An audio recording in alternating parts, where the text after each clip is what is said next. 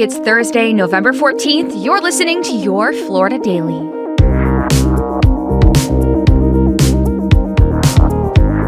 I'm Katrina Scales.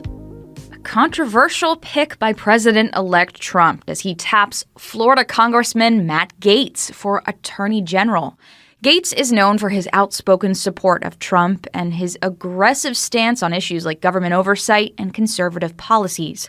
He's also been the focus of recent controversy. He was under investigation by the House Ethics Committee over an allegation that he paid for sexual relations with a 17-year-old.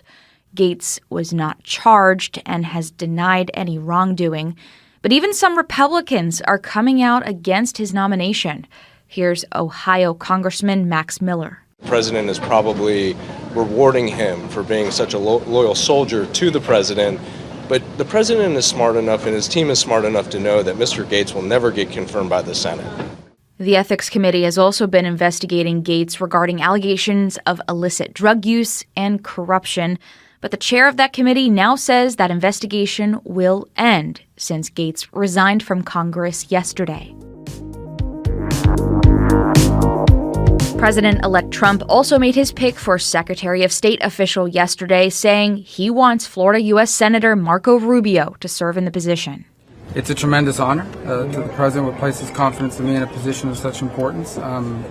It's also a tremendous responsibility, and the job of the Secretary of State is to execute on the foreign policy set by the elected President of the United States, and I hope to have the opportunity to do it if my current colleagues here in the U.S. Senate confirm me.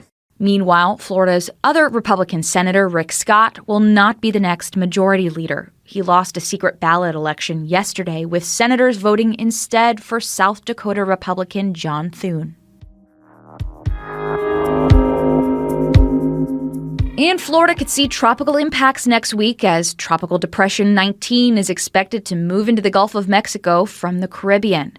As of right now, the future of what could be Sarah is going to be highly dependent on how much the system interacts with Central America and the Yucatan Peninsula over the next 4 to 5 days.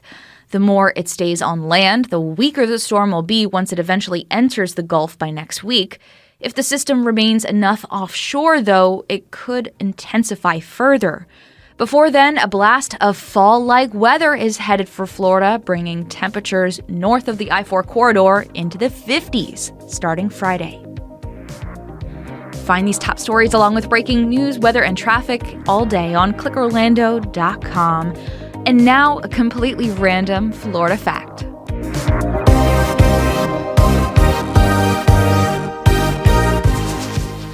Fort Gatlin was established in present-day Orlando in 1838. The fort was built as part of a string of fortifications stretching across central Florida during the Second Seminole War.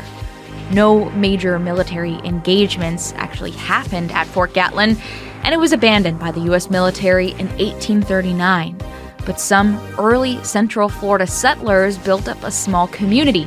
And 18 years later, Fort Gatlin became the county seat of the newly formed Orange County. Your Florida Daily is produced by News 6 WKMG in Orlando. I'm Katrina Scales. Subscribe for new episodes wherever you like to listen.